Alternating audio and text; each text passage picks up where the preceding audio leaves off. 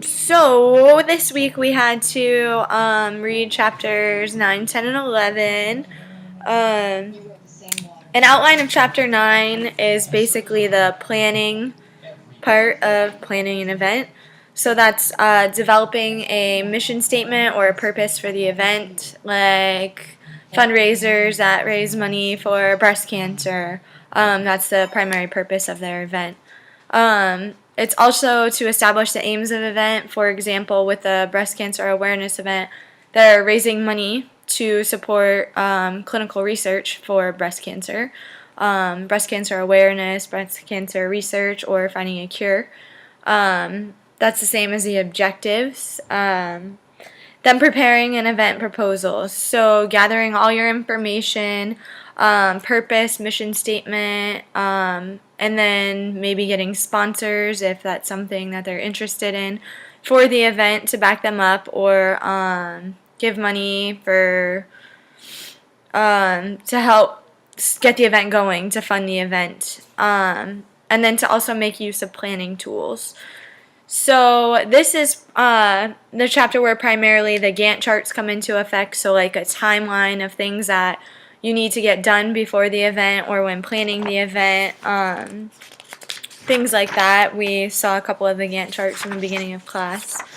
So really basically a timeline of the events, what's going to be taking place at the events, when the times are of certain things at the event, like if certain people are playing at certain times, certain contests, if they were having something like a food eating contest or something like that.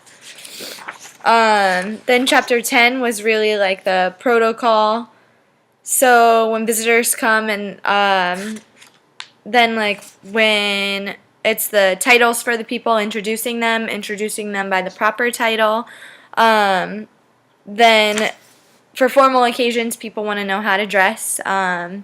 So giving like a dress itinerary, whether it's casual, business casual, etc., etc. Then religious and cultural protocols, you need to be aware of things like that. If you're having like a wedding event or something, you need to be aware of the different religions involved, the practices involved, as well as their cultural norms. Then protocol for sporting ceremonies, like for example, the Olympics going on right now, they always do the lighting of the torch for the opening ceremony. You need to be aware of the protocols for certain events like that. Then public speakers you have to be aware of. What else? Alright, and then, alright, well, I guess that's it. Basically, chapter 10 is all about protocol, kind of knowing things so you're not surprised by them or blindsided when you walk into the event. Chapter 11 is all about developing and staging. So staging and developing the organization of charts. This is kind of like concluding everything together. So it's preparing job descriptions for different people, for different tasks. Recruitment and selection, who you're going to hire for this event, how long you're going to keep them on your team for, the different vendors involved, what vendors you're hiring that you want to participate in the event. Then drawing up rosters.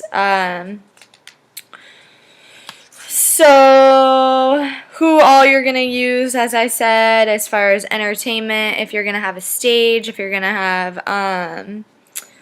different things like that.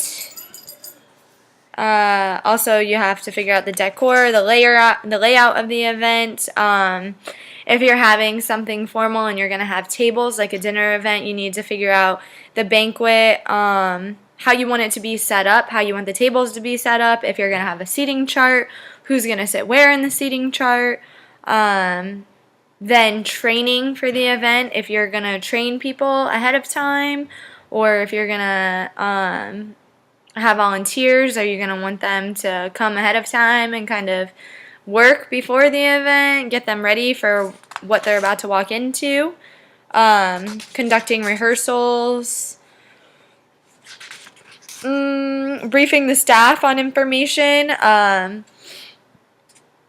So if there's parking somewhere and that parking lot is not available, you need to make sure there's people out there that know that, so you're not having difficulties with the parking or just any difficulties with any communication at all. Then you need to manage all the legal requirements. Manage the restroom facilities, cleaning, all that good stuff. And managing volunteers, like I said before, that's definitely important. I mean, you're gonna want you have to have all these volunteers fill out liability forms in case there was an accident to happen, because technically they're working under you, but just for the day. Exactly what you want these volunteers to do and what you want them to engage in, kind of, whether you're wanting them to work and help out the vendors or help out with parking or greeting people on the way in, handing out tickets, handing out food, any of those. You kind of have to just manage everything and get it all together. So Chapter 9 is planning, Chapter 10 is protocol, Chapter 11 is staging. All, of course, pertinent steps and kind of the final ending stages of doing the event. These chapters are really, really important. All the chapters are really super important. These ones I better understood because I've worked a couple of events, so I've actually seen these steps go into action more than the previous chapters. And yeah, thanks.